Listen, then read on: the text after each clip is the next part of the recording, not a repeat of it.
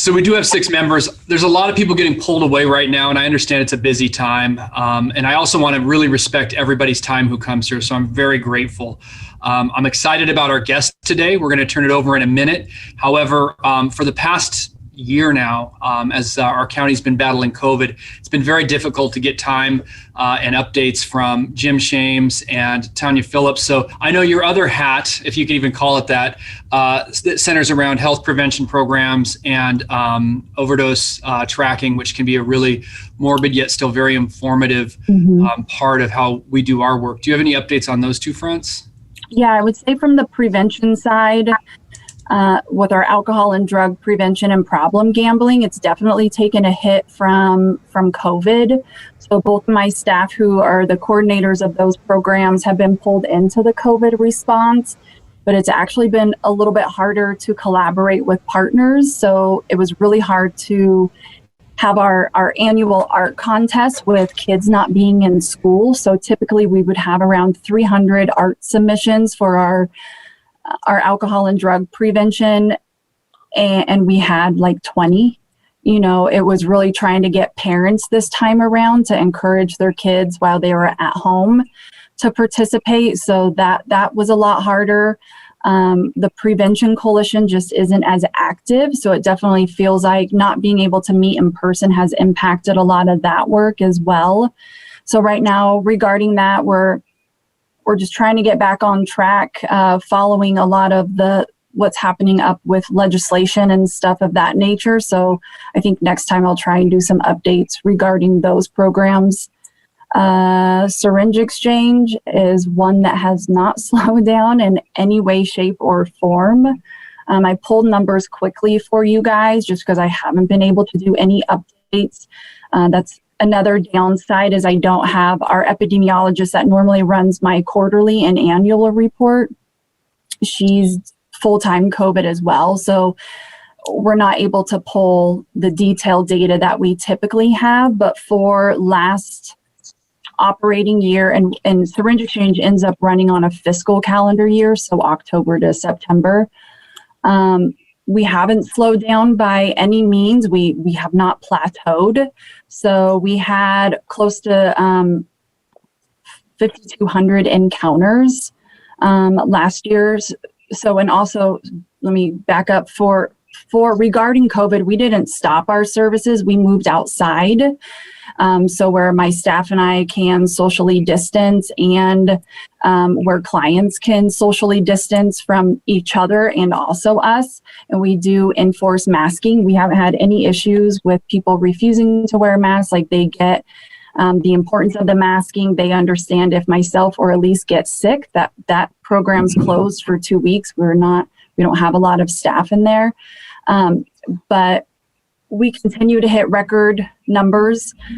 So encounters last year, again, almost 5,200. We took in 416,763 syringes and provided 427,000 syringes, so just a little bit over. That's also part of COVID response. So there's a lot of syringe exchange programs that are typically 1-for-1, and they've gone to a needs base. We tried that in the very beginning, and it wasn't reducing the number of clients we were still seeing. And so we've been trying to find that happy medium to still try and do a 1-for-1. We know that improperly discarded syringes is an issue in the community, and I want to make sure the best of my ability that our program isn't contributing to that. And so we're still pretty close to that. Clients definitely understand that. So what we've ended up doing is giving them a 10-pack. So I don't have to open syringes. We're not touching things as much. And it helps us get clients in and out a little bit easier. Being outside has been a plus and a minus. We can have a lot more supplies out there. But it's been harder to make referrals just in general. So we don't have the privacy to have some of the conversations that we typically do.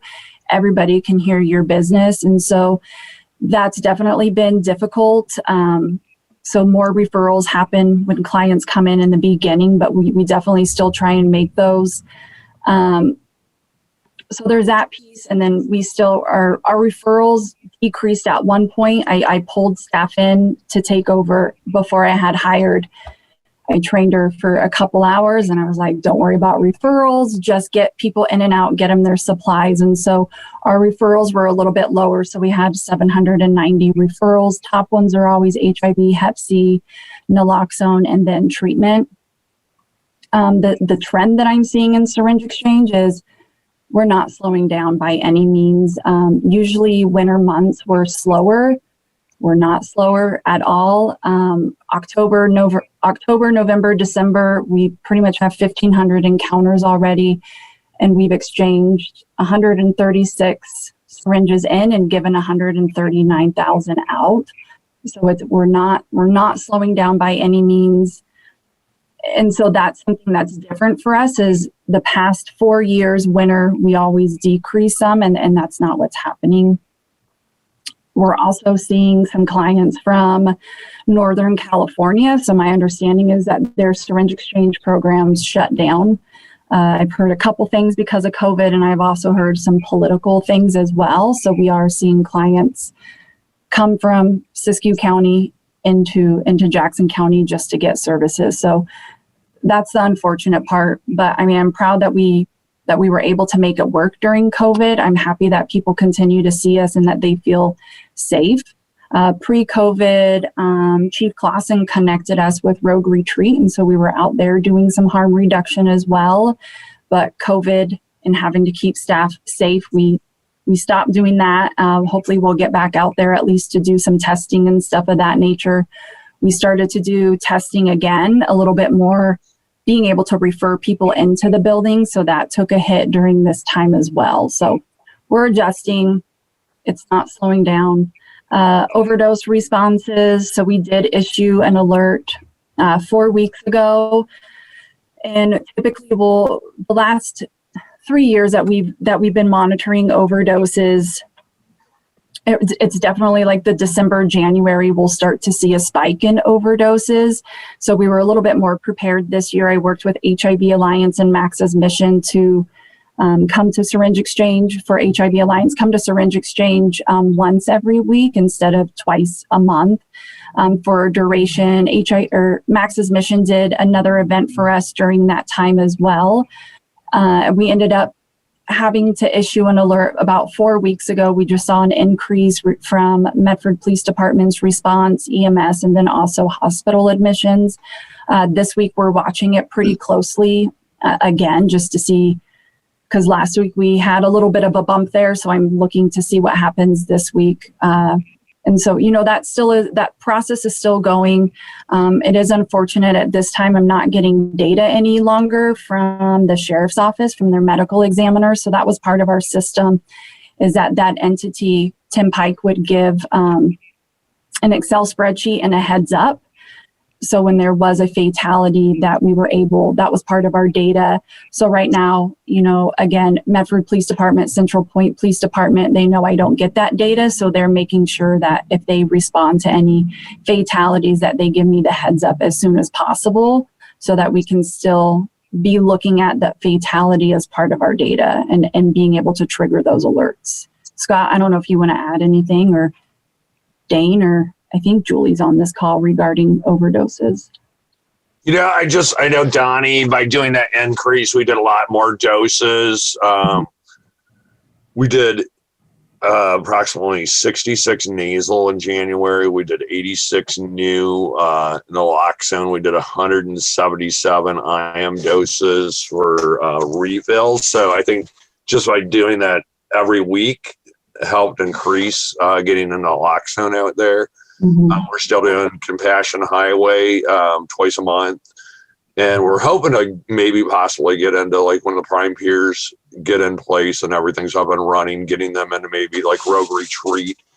And we're just kind of trying to brainstorm up some other high risk areas which we could get more naloxone. We have naloxone. I mean, we have auto injector kits and we have IM, and I think, the more we can increase, same thing we're seeing in Josephine, our growth is steadied out. We're not seeing a drop like we have typically in the winter.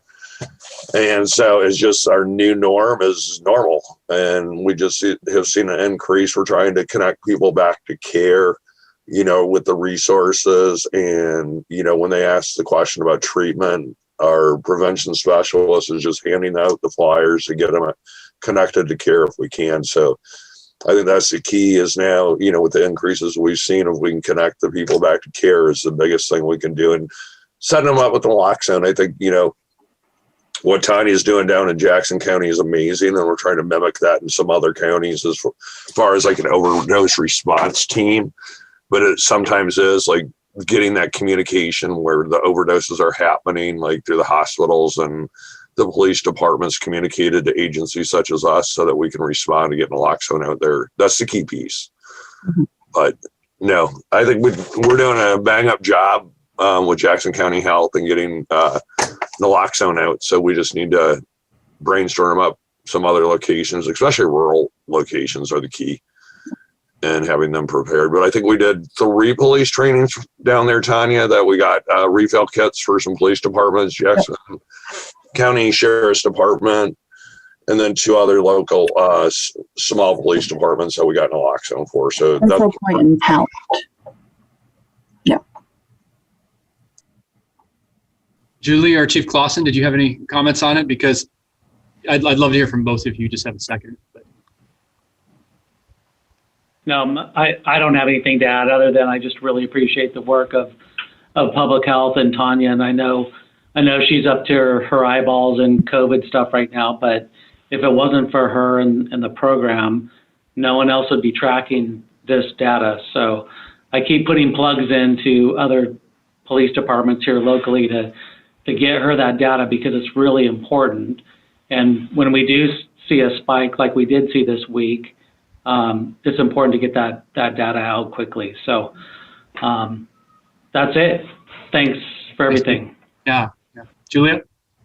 Yeah, certainly we're more than happy to collaborate and do what we can, especially when we see overdose spikes. We can just, be in the parks, be out there giving out naloxone. We still see a lot of people taking it from the boxes around town. I think that's huge for a lot of people. And we do a lot of referrals for that, Julie. So I hope you're able to keep up. We are, and we have plenty to keep up at the moment. So, in fact, David was there filling up today. 2 homeless men came up, and he gave it out to them as he was refilling the box. So on track. So, that's great. And also, naloxone by mail continues to be a constant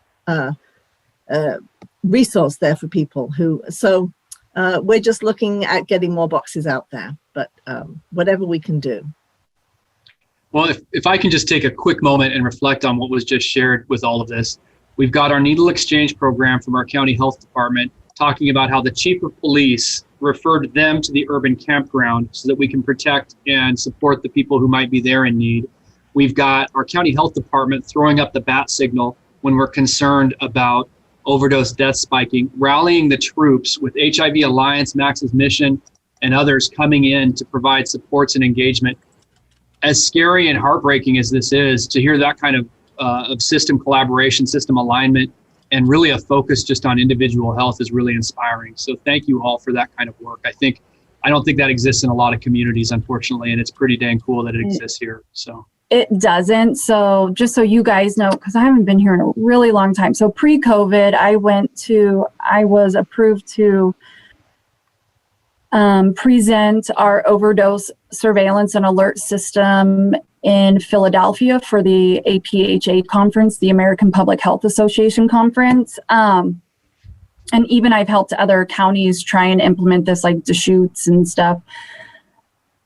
Everybody is amazed that I had a quote from Lieutenant Boudreau about why this is successful. Like it is pretty foreign that public health and law enforcement can work together so closely and on this topic. And that was always the barrier that I've seen other departments run up against is how do you do that? Like, I can't even get law enforcement to the table. How do you get medical examiner data so easily? And even from Syringe Exchange, you know, people have asked, how are you guys successful? We're right next to MPD. Like, it's all about partnerships. I know this has been a hard year for all of us. I know a lot of us in the work that we do, we've been attacked a lot lately. And I just want to say kudos, because I think we have so many partners at the table and we're thinking outside of the box and we're coming together to do something that's great for the community. And so again, just like I wouldn't be successful in these programs. They wouldn't if it wasn't for MPD. You know, the sheriff's office, just all the support that we've gotten. It's amazing. Well, thank you for sharing, and I'm glad we got you, even if it's just for a few minutes, knowing you get pulled away quite a bit with the COVID response. And thank you for that as well.